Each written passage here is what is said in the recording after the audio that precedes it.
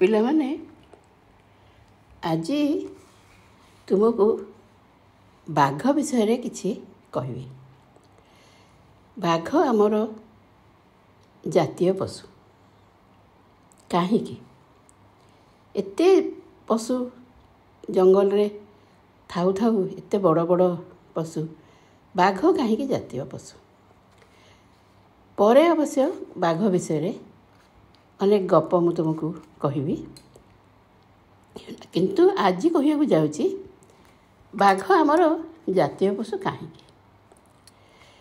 ପ୍ରକୃତରେ ବାଘ ଆମର ଜାତୀୟ ପଶୁ। ତମେ କହିବ କାହିଁକି? ସିଂହ ତ ବଣର ରାଜା, ବାଘ କାହିଁକି ଜାତୀୟ ପଶୁ?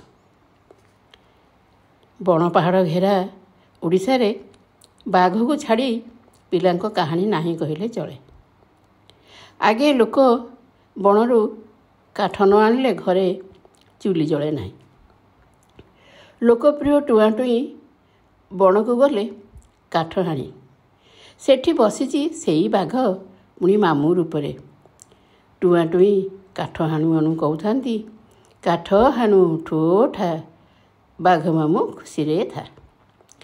ବାଘ ଶୁଣି ବାହାରି ଆସେ, ଆଉ ପଚାରେ, ମୋ ବାଡ଼ିରେ କିଏ ରେ? ମୁଁ ରେ ମାମୁଁ। ବାଘ ମାମୁଁ ପିଠା ଦେବାର ଲୋଭ ଦେଖାଇ ଜଙ୍ଗଲରୁ ଖସି ଆସନ୍ତି ଟୁଆଁ ଟୁଇଁ। ପୁଣି ଛେଳି ଆଉ ବାଘର ଗପକୁ ଦେଖିବା। ବଣ ଭିତରକୁ ପଶି ଆସିଛି ଛେଳିଟିଏ। ବାଘ ଦେଖି ଆଶ୍ଚର୍ଯ୍ୟ ହୋଇଛି, ନୂଆ ଜୀବଟିଏ କିଏ? ବାଘକୁ ଭୁଆଁ ବୁଲେଇ ଛେଳି ବି ଖସି ଆସିଛି ବାଘ ହାବୁଡ଼ରୁ। ପୁଣି ଦେଖିବା ପତରଘୁଷି ଗପ। ସେଥିରେ ଛେଳିଟିଏ ବିଚରା ମାମୁଁ ଘରକୁ ଯାଉ ଯାଉ ବାଟରେ ଭେଟିଛି ସେଇ ବାଘକୁ। ବାଘ ତାକୁ ଖାଇବ ବୋଲି କହିଲାରୁ ଛେଳି କହିଛି, ଆରେ ବାଘ, ମୋତେ ଏଇଥର ଛାଡ଼ିଦେ। ମୁଁ ତ କୁନି ପିଲାଟେ, କେତେ ମାଂସ ବାହାରିବ ଯେ ମୋ ଦେହରୁ ତୁ ଖାଇବୁ। ମାମୁଁ ଘରୁ ଖାଇ ପିଇ ମୋଟା ହୋଇ ଆସିଲେ ମୋତେ ଖାଇବୁ। ସରଳ ବିଶ୍ୱାସୀ ବାଘ ଛାଡ଼ି ଦେଇଛି ବାଟ, କିନ୍ତୁ ଫେରିଲା ବେଳକୁ ଚତୁର ଛେଳି ପଙ୍କରେ ଲଟପଟ ହୋଇ ପୁଣି ଶୁଖିଲା ତେନ୍ତୁଳି ପତ୍ରରେ ଗଡ଼ି ସାଜିଛି ପତର ମୁଷି। ବାଟରେ ବାଘ ପଚାରୁଛି, ପତର ମୁଷିଲୋ ପତର ମୁଷି, ମୋ ମିକୁ ଦେଖିଛୁ କି? ଛେଳି କହୁଛି, ମୁଁ କି ଜାଣେ ମି ଫି, ମୁଁ ଯାଇଥିଲି ରଜା ଘର ପତର ଘଷି। ପୁଣି ବାଘ ବସିଛି ବଉଳା ଗାଈର ବାଟ ଜଗି। ଗାଈ କହୁଛି, ମୁଁ ଛୁଆକୁ କ୍ଷୀର ଖୁଇ ଆସେ, ମୋତେ ଖାଇବୁ। ଗାଈ କଥା ରଖି ବାଛୁରୀକୁ କ୍ଷୀର ଖୁଇ ପୁଣି ଫେରି ବାଘର କଥା ରଖି ଗାଈ ବାଘକୁ କଥା ଦେଇଛି, ତେଣୁ ଫେରି ଆସିଛି ତା ଛୁଆକୁ କ୍ଷୀର ଖୁଇ ବାଘ ପାଖକୁ। ବଉଳାର ସଚ୍ଚୋଟ ପଣିଆରେ ବାଘ ପରି ଜୀବ ବି ତରଳି ଯାଇଛି। ମନ ଖୁସିରେ ବଉଳା ଫେରି ଯାଇଛି ତା ଛୁଆ ପାଖକୁ। ଓଡ଼ିଆ ଗପରେ ବାଘ ଖାଲି ହିଂସ୍ର ନୁହେଁ, ଦୟାଳୁ ଏବଂ ସତ୍ୟପରାୟଣ ମଧ୍ୟ। ସୁନା କଙ୍କଣ ଓ ଲୋଭୀ ବ୍ରାହ୍ମଣ ଉପରେ ପୁଣି ସେଇ ବାଘ। ସୁନା କଙ୍କଣ ଓ ଲୋଭୀ ବ୍ରାହ୍ମଣ ଗପରେ ପୁଣି ସେଇ ବାଘ। ବଣରାଇଜର କଥାରେ ବାଘ ସବୁଠି ଜାଗା ମାଡ଼ି ବସିଛି। ବହୁ ରୂଢ଼ି ପ୍ରୟୋଗରେ ବାଘର ବ୍ୟବହାର, ଯଥା ବାଘର ଫାଗକୁ ଭୟ, ବାଘ ପରି ବଳୁଆ, ବାଘ ନ ଦେଖିଲେ ବିଲେଇ ଦେଖ, ଆହୁରି କେତେ କେତେ କଥା। ବେଳେବେଳେ ବଳଠାରୁ ବୁଦ୍ଧି ବଡ଼ ବୋଲି ଦେଖାଇବାକୁ ଯାଇ ଆମେ ବାଘକୁ ବୋକା ବୋଲି ଦେଖାଇଥାଉ। ଯେମିତି ଚତୁର ବିଲୁଆ ବାଘକୁ ପୁଣି ଜନ୍ତାରେ ପୁରାଇ ଚମ୍ପଟ ଦେଲା।